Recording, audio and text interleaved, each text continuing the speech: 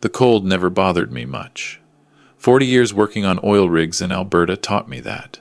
But standing on the deck of my son's rented ski lodge in Whistler, watching the snow fall on what should have been the happiest day of our lives, I felt a chill that had nothing to do with the weather. Connor's fiancée, Ashley, had just cornered me near the hot tub, champagne flute in one hand, her phone in the other. Her smile was perfect. Too perfect. The kind of smile that doesn't quite reach the eyes. "Robert," she said.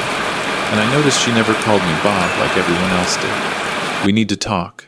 Privately." I'd known something was off about this woman since Connor brought her home 6 months ago.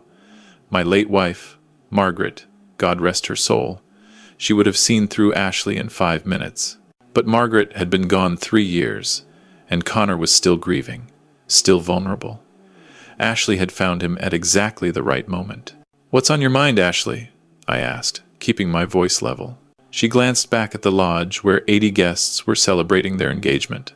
Our family, our friends, Connor's colleagues from his tech company in Vancouver, all of them toasting to a future I was about to watch crumble. "I know about the trust fund," she said simply.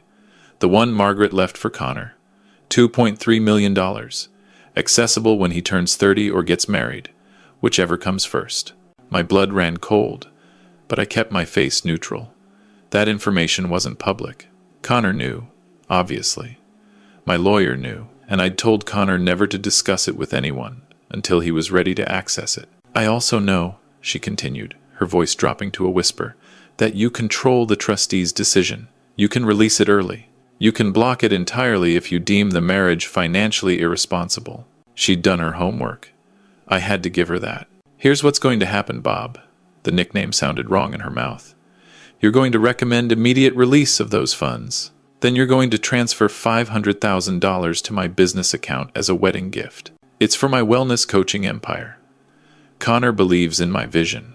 And if I don't?" I asked quietly. Her smile widened. "Then I'll make sure Connor knows exactly what kind of father you really are. The controlling, manipulative kind, who can't stand to see his son happy, who drove his own wife to an early grave with constant pressure and criticism." She paused. "I've been documenting everything, Robert.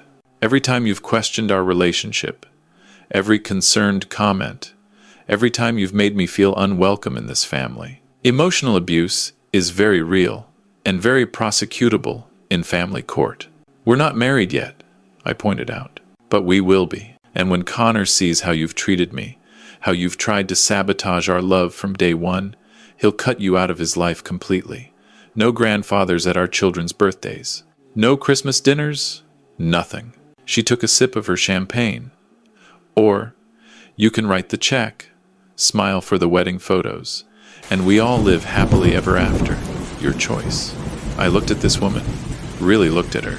27 years old, absolutely stunning, with a following of 200,000 on Instagram, where she posted about manifesting abundance and divine feminine energy. Connor had shown me her account proudly, not realizing that every photo was carefully staged, every caption calculated. "I need to think about it," I said finally. "You have until tomorrow morning," she replied. "We're announcing our wedding date at brunch, June 15th, 3 months from now. Plenty of time for you to liquidate whatever you need to liquidate." She walked away, her designer snow boots crunching on the deck, leaving me alone with the mountains and my racing thoughts. I'd built my entire career on solving problems. When an oil rig had a mechanical failure at minus 40 degrees, you didn't panic. You assessed, you planned, you executed. This was no different. Except this time, the most important thing in my life was at stake. My son. That night, after the party wound down and most guests had retired to their rooms, I sat in front of the fireplace in my suite and pulled out my phone. I scrolled through Ashley's Instagram, this time not as a proud future father-in-law, but as an investigator. The photos went back 2 years. Before that, nothing. Her account had been created exactly 26 months ago. For someone who claimed to have been a wellness coach since college, that seemed odd. I looked at her followers, lots of young women, sure, but also a suspicious number of accounts that looked fake. Generic usernames, no posts, no profile pictures.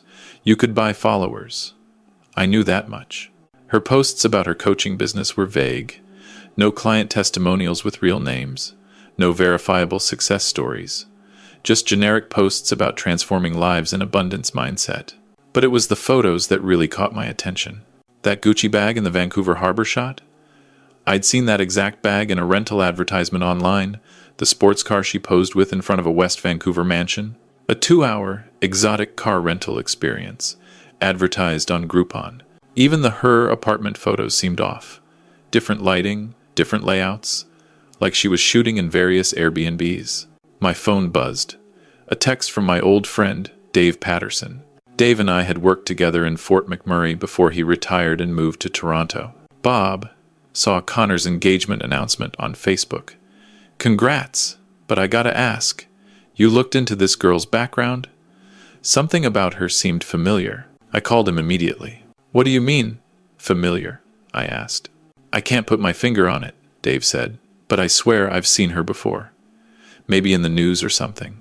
Different hair color, maybe? We talked for another 20 minutes, but Dave couldn't remember where he'd seen her. Still, it nagged at me. The next morning, I skipped the brunch. I told Connor I wasn't feeling well, which wasn't entirely a lie. My stomach had been in knots since Ashley's threat.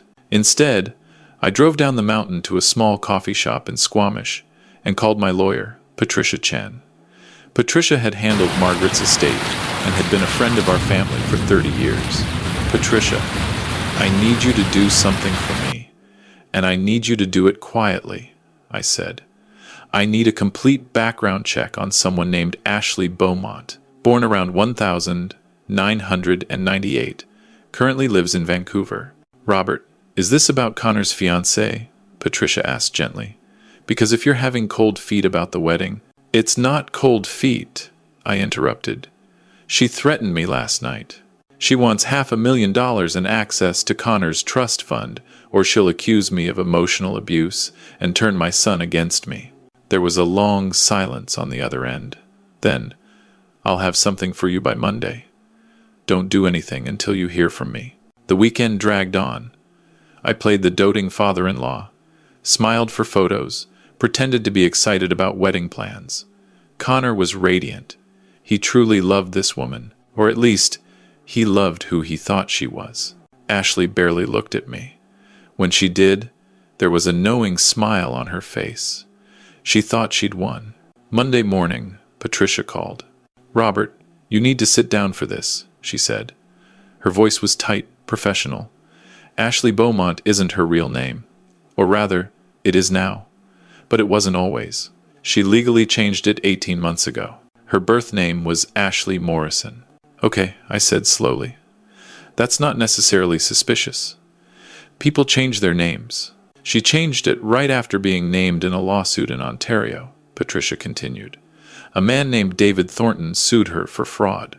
He alleged that she entered into a relationship with him, convinced him to invest $200,000 in her business, then disappeared with the money.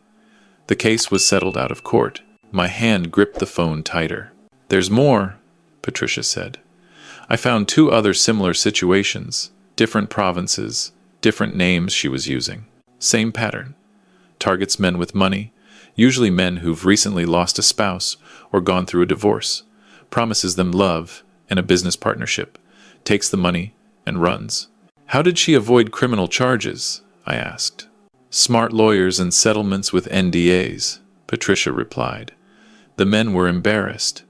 They signed agreements not to discuss it publicly, but I have a contact who was able to get me copies of the civil filings before they were sealed. Robert, this woman is a professional con artist. I felt sick. Does Connor know any of this? I doubt it. She's covered her tracks well. The name change, scrubbing her old social media, creating a new identity. If I hadn't known to look for lawsuits filed against her old name, I never would have found it. Send me everything you have, I said. And Patricia, can you find contact information for any of those men? I need to talk to them. By Wednesday, I had phone numbers for 2 of Ashley's previous victims. The third had moved overseas and couldn't be reached. The first call was with Marcus Chen, a widower from Calgary who'd lost his wife to cancer. He was 61, close to my age. His voice shook when I told him why I was calling. "I don't like talking about this," he said. "I signed an agreement. My son is about to marry her," I replied. "Please, I'm not recording this. I'm not going to use your name. I just need to know the truth." There was a long pause. Then, she found me at a grief support group, 3 months after my wife died. She said she'd lost her parents young, understood what I was going through. We started dating. She was kind, supportive, everything I needed at that moment. The story was painfully familiar. Ashley had targeted him when he was vulnerable, love-bombed him, then slowly started talking about her business dreams. She needed capital, just a loan. They were partners now, weren't they? $250,000 later, she vanished. "I tried to report it to the police," Marcus said, "but she'd been careful. Everything was technically a gift or a loan between romantic partners. No criminal fraud. My lawyer said civil court was my only option, and even then, we settled because she threatened to drag my reputation through the mud. Said I'd been inappropriate with her, that the money was compensation for what I'd done." "What you'd done?" I asked. "Nothing. Absolutely nothing. But she had screenshots of text conversations taken out of context, photos that made it look like I was obsessed with her. She was going to post them online, ruin my business. I owned a construction company. I couldn't afford that kind of publicity." His voice cracked. "I paid her to go away and stay away, and I've been ashamed ever since." The second call, with James Whitmore from Winnipeg, was eerily similar. Different details, same playbook. She found vulnerable men, made them fall in love, extracted money, then disappeared or forced a settlement when they pushed back. Armed with this information, I now faced an impossible choice. If I told Connor the truth, would he even believe me? Ashley had spent 6 months building his trust, presenting herself as the perfect partner. She'd probably anticipated that I might investigate her, which is why she'd preemptively framed me as controlling and manipulative. If I showed Connor the court documents, she'd claim they were fabricated. If I put him in touch with her victims, she'd say they were bitter exes, or that I'd paid them to lie. She'd turn it all around, make herself the victim of my harassment. And she still had her nuclear option, turning Connor against me completely. I needed to be smarter than this. I needed her to expose herself. That Thursday, I texted Ashley and asked to meet for coffee. Just the two of us. I suggested a small cafe in Kitsilano, public but not crowded. She showed up 15 minutes late, wearing yoga pants and an expensive jacket, looking like she'd just come from a workout. Which, according to her Instagram story from that morning, she had. "Robert," she said, sitting down across from me. "I'm glad you reached out. I was hoping we could clear the air." "I've thought about your proposal," I said carefully. "The 500,000, the trust fund." Her eyes lit up, just slightly. "And? I need to understand something first," I said. "This wellness business of yours. Walk me through it. How does it work? What's the revenue model?" For the next 20 minutes, she talked. And the more she talked, the more obvious it became that she had no real business. It was all buzzwords and vague promises, transformational coaching packages, high-ticket masterminds, abundance activations. When I pressed for specifics, for client contracts, for financial projections, she got defensive. "You don't understand the wellness industry," she said. "It's not like your oil and gas world. It's about energy and vibration." "Energy doesn't pay bills," I replied. "If I'm investing $500,000, I need to see a business plan, revenue streams, client retention rates, something concrete." She leaned back, her eyes narrowing. "Connor said you'd do this. Try to control everything with your questions and your demands." "Connor knows I'm meeting with you?" I asked. "Of course. We don't keep secrets," she smiled. "He thought it was sweet that you wanted to understand my business better. He doesn't know about our other arrangement, though, about the deadline, which was yesterday morning," I pointed out. "I'm giving you an extension," she said generously, "because I can see you're trying. But Robert, let me be clear. This is happening. Connor and I are getting married. The money is coming. The only question is whether you want to be part of our lives going forward or not." I took a sip of my coffee, letting the moment hang. Then I pulled out my phone and set it on the table between us. "Ashley, I need you to be honest with me about something," I said quietly. "Is that even your real name?" The change in her expression was subtle but unmistakable. A flicker of panic, quickly suppressed. "What kind of question is that?" she asked, but her voice had lost its confidence. "Because I spoke to Marcus Chen this week," I continued, "and James Whitmore. They both told me very interesting stories about a woman who looks exactly like you. Different hair color, but same face, same playbook." She stood up abruptly. "I don't know who those people are." "Yes, you do. You sued them. Or rather, they sued you, and you settled." "Those were frivolous lawsuits," she hissed, her voice low. "Bitter men who couldn't handle rejection. 2 different provinces, Ashley. 3 if we count David Thornton. All the same pattern. Find a vulnerable man, promise him love and partnership, take his money, disappear, then legally threaten him into silence." People at nearby tables were starting to glance over. Ashley noticed. She sat back down, composing herself. "You can't prove any of that," she said quietly. "Those cases were sealed." "I don't need to prove it to a court," I replied. "I just need to tell Connor. Show him the court filings. Put him on the phone with Marcus or James. Let him hear their stories." "He won't believe you," she said, but I could hear the uncertainty now. "He'll think you fabricated everything because you can't stand to see him happy." "Maybe," I acknowledged. "Or maybe he'll start asking questions. Maybe he'll wonder why you changed your name 18 months ago. Why your business has no actual clients. Why you've been so eager to rush this wedding." Her hands were shaking slightly. She clasped them together on the table. "What do you want?" she asked finally. "I want you to leave," I said simply. "Today. Disappear from Connor's life. I won't press charges. I won't tell him the full truth. I'll just say that you two weren't compatible and you decided to move on. I'll even be the bad guy. Tell him I forced you out if that makes it easier. And if I don't? Then I tell him everything. I show him the documents. I fly Marcus Chen here to Vancouver to tell his story in person if I have to. And Ashley, even if Connor doesn't believe me at first, the seeds of doubt will be planted. He'll start noticing things, the inconsistencies in your stories, the lack of real substance to your business, how quickly you push for financial commitments." She stared at me for a long moment. Then she laughed, but it was a bitter sound. "You really think you've won, don't you?" she said. "Fine, let's play this out. You tell Connor everything. Maybe he believes you, maybe he doesn't. But either way, you've destroyed his trust. In me, sure, but also in his own judgment, in his ability to find love after losing his mother. You'll have saved him from me, but you'll have broken something in him that might never heal." The words hit harder than I expected, because there was truth in them. "Or," she continued, leaning forward, "we can make a different deal, a real one. You release some of the trust fund, not all of it, just enough for Connor and me to start our life together. Say, 200,000.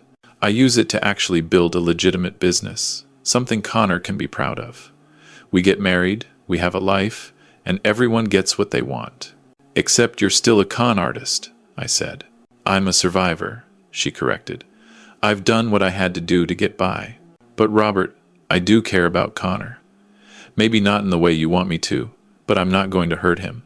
I just need financial security. That's all this has ever been about." I looked at this woman, this stranger who'd almost destroyed my family, and I felt something unexpected. Pity. Not enough to trust her, not even close, but enough to understand that somewhere along the way, she'd convinced herself this was normal. "No deal," I said firmly. "You leave, or I tell Connor everything. Those are your only options." She stood up again, grabbing her designer purse. "You're making a mistake. Connor will hate you for this." "Maybe," I said. "But at least he'll be safe." She left, without another word. I sat there for a long time after she was gone, finishing my coffee, trying to prepare myself for what came next. Because Ashley was right about one thing. Telling Connor the truth was going to hurt him, badly. That evening, I drove to Connor's apartment in Yaletown. He lived in one of those glass towers overlooking False Creek, a beautiful place he'd worked hard to afford. Margaret would have been so proud of the man he'd become. I knocked on his door, rehearsing what I was going to say. But when he opened it, I saw immediately that I was too late for rehearsal. Ashley was there, sitting on his couch, her eyes red from crying. "Dad," Connor said, and his voice was cold. "Ashley told me about your meeting, about how you threatened her." "Connor, let me explain. She said you've been investigating her like some kind of criminal," he continued, "that you hired a private investigator to dig up dirt on her, that you called her exes and fabricated stories about her being a con artist." I looked at Ashley. She wasn't meeting my eyes. She'd beaten me here, spun her version first. "It's not fabricated," I said carefully. "Connor, I have court documents, legal filings. Her name used to be Ashley Morrison. She changed it after being sued for fraud." "She explained that," Connor said. "She had a bad relationship with a controlling man who sued her when she left him. She changed her name to escape the harassment, and now you're doing the same thing to her."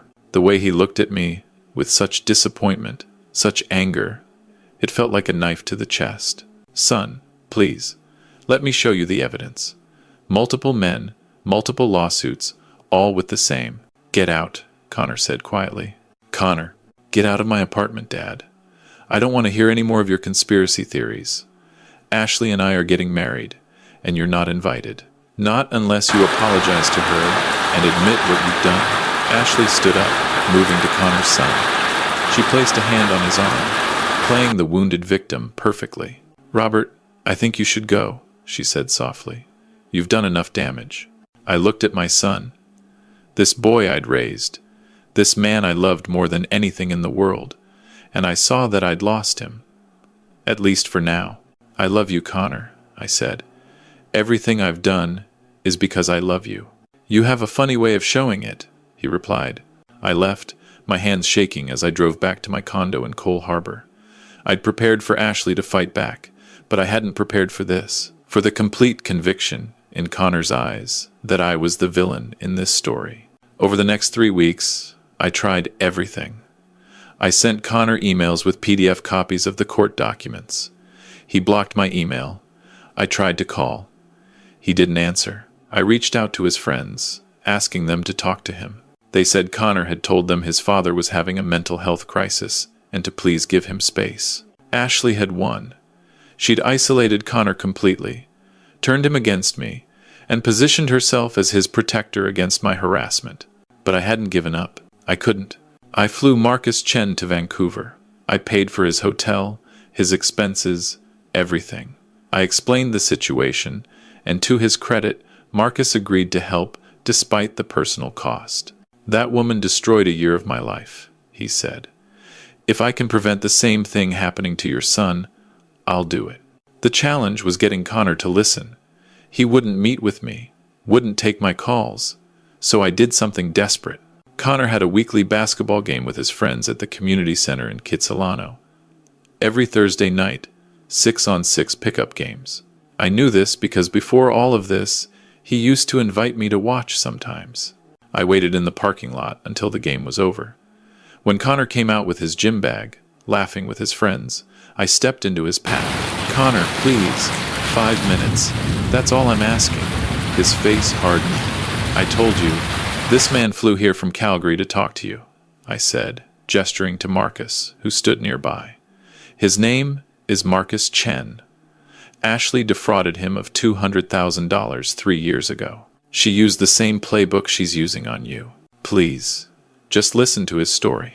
Connor looked at Marcus, then back at me. "Dad, this is insane. You hired an actor to—" "I'm not an actor," Marcus said quietly. "I'm a retired contractor from Calgary. Your father found me because I sued Ashley Morrison, which is your fiancé's former name, in civil court. I can prove everything I'm saying." Connor's friends had stopped, watching this scene unfold.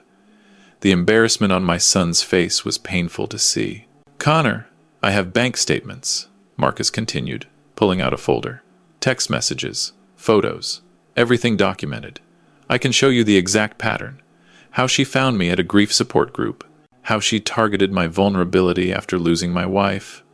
How she slowly convinced me to invest in her business. And when I finally realized what was happening and confronted her, how she threatened to destroy my reputation if I didn't pay her to go away. "This is harassment," Connor said, but his voice wavered slightly. "It's the truth," Marcus replied. "And son, I know you don't know me, but I'm a father too. I have 2 daughters. If they were in danger, I'd do whatever it took to protect them. That's all your dad is trying to do." One of Connor's friends, a guy named Jason, whom I'd met a few times, spoke up. "Connor, man, maybe you should at least look at what he's showing you." Connor's jaw clenched. Then, slowly, he took the folder from Marcus. We stood there in the parking lot for 20 minutes while Connor read through bank statements, text messages, court filings. His face went pale, then red, then pale again. "When did you say this happened?" Connor asked Marcus quietly. "Started in January 3 years ago, ended that August when I finally accepted what was happening," Marcus replied. Connor pulled out his phone, scrolling through something. "Ashley told me she was in Europe that whole year, modeling and doing yoga teacher training. She was in Calgary," Marcus said gently. "With me, until she wasn't." Connor looked at me, and I saw it. The moment of doubt. The crack in Ashley's carefully constructed facade. "I need to go home," he said, his voice shaky. "I need to think." "Connor," I started. "Alone, Dad. I need to think alone." I watched him drive away, not knowing if I'd made things better or worse. That night, around 11 p.m., my phone rang. It was Connor. "She's gone," he said without preamble. I confronted her about the Calgary thing, about Marcus. She denied everything at first, said Marcus was lying. But then I asked her specific questions, about dates, about places she'd told me she was. And Dad, the lies just kept coming. Different versions of the same story. Contradictions. "Where is she now?" I asked. "I don't know." She grabbed her stuff and left. Said I was just like all the others, paranoid and controlling. That she deserved better. His voice cracked. "Dad, I almost married her. I almost gave her access to Mom's trust fund. I was so stupid." "You weren't stupid," I said firmly. "You were grieving and lonely, and she's a professional. She knew exactly how to target those feelings." "How did you know?" he asked. "From the beginning, you knew something was wrong." I thought about how to answer that. "Honestly, son, I didn't know. Not for certain. I just felt it. Something about her was too perfect, too curated. And when she threatened me that night in Whistler, I knew I had to dig deeper." "She threatened you?" Connor asked. "With what?" So I told him. Everything. The demand for money. The threats to turn him against me. The investigation. The other victims. All of it. When I finished, there was a long silence. "I owe you an apology," Connor said finally. "A massive one. These past 3 weeks, the things I said to you, the way I shut you out." "You were protecting someone you loved," I interrupted. "There's no shame in that. I would have done the same thing at your age." "Can I come over?" he asked. "I don't want to be alone right now." "Of course." An hour later, Connor was sitting on my couch, drinking tea, looking exhausted and broken. We talked until 3 a.m. about everything. About Ashley. About Margaret. About grief and vulnerability and how easy it is to be manipulated when you're hurting. "Mom would have seen through her immediately," Connor said at one point. "Your mother was special that way," I agreed. "She had a gift for reading people." "I miss her so much, Dad," Connor said, and then he was crying, really crying, for the first time since the funeral. Not just about Ashley, but about Margaret. About 3 years of grief he'd been holding in, trying to be strong. I held my son while he cried. And I thought about how close I'd come to losing him. Not to death, but to something almost worse. To a predator who'd seen his pain and tried to profit from it. 3 days later, Patricia called with an update. "Ashley Beaumont, or Morrison, or whatever her real name is, has left the province," she said. "I have a contact at the RCMP who's been tracking her movements after Connor filed a report. She's in Ontario now, likely scouting for her next target." "Can they arrest her?" I asked. "For what?" "She didn't actually steal anything this time." Connor didn't give her money. Everything she did was technically legal, just morally reprehensible. So she gets away with it, I said bitterly. Unless someone builds a strong enough case to press criminal charges. Yes, Patricia said. But Robert, here's what I can do. I've been in contact with the lawyers for her previous victims. If we can get them to coordinate, to share evidence and testimony, we might be able to establish a pattern of fraud that crosses provincial lines. Make it a federal case. Do it, I said. Whatever it takes. I don't know if anything will come of the legal pursuit. Patricia is still working on it, coordinating with victims across Canada, building a case. But that's not really what matters to me anymore. What matters is that Connor is okay. We're okay. It took a few months, but he's healing. He started seeing a therapist to work through the trauma of being manipulated like that. He's dating again, slowly, carefully, and he calls me every Sunday now, just to talk. Last week, he told me he'd run into one of Ashley's Instagram followers, a girl named Megan who'd been taking her coaching classes. She had no idea, Connor said. Thought Ashley was this successful entrepreneur. I showed her some of the evidence, told her what really happened. She was horrified. Did she believe you? I asked. Eventually. But Dad, here's the thing. There were 200,000 people following Ashley. How many of them are still believing her lies? How many young women are looking at her Instagram, seeing that fake life, and thinking that's what success looks like? It was a good question. One I didn't have an answer for. Connor started a blog about his experience, nothing identifying Ashley directly because of legal concerns, but talking about the red flags, the manipulation tactics, the way predators target vulnerable people. It's gotten some traction, particularly among young men who've experienced similar situations. Me? I'm just glad to have my son back. Sometimes I think about that night on the ski lodge deck in Whistler, when Ashley first made her threat. How different things could have gone. If I'd been less suspicious, less willing to dig, if I'd just accepted her at face value the way Connor initially did. But I didn't. Because 40 years on oil rigs taught me that when something feels wrong, you investigate. You don't ignore the warning signs just because they're inconvenient. Connor's mother, Margaret, she used to say that love and wisdom had to go hand in hand, that loving someone meant being clear-eyed about them, seeing them fully, flaws and all, not putting them on a pedestal where they'd inevitably fall. I think about that a lot now, about how Connor loved the idea of Ashley, the performance she put on, but he didn't really know her, couldn't have, because she never showed him the truth. Real love, the kind Margaret and I had, the kind I hope Connor finds someday, that requires honesty, vulnerability, the courage to be fully known. Ashley didn't have that courage. Maybe she never learned how. Maybe somewhere in her past, she was hurt badly enough that this became her survival mechanism. Perform, extract, disappear. I don't forgive her, but I think I understand her a little better now. And understanding, Margaret always said, was the first step toward wisdom. Connor's going to be okay.